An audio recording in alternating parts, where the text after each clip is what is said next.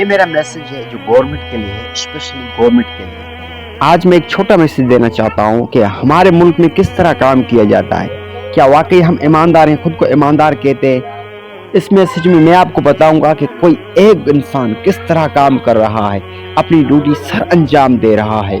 शायद ही कोई बंदा इस वीडियो से सीख ले कि हमारे ऊपर जो ड्यूटी लागू की गई है, वो चाहे घर की हो चाहे गवर्नमेंट की हो, हमें सर अंजाम देनी है। तो इस वीडियो को मद्देनजर देख के देनी है। मैं अभी वीडियो आपके सामने स्टार्ट करता हूँ, आप देखें।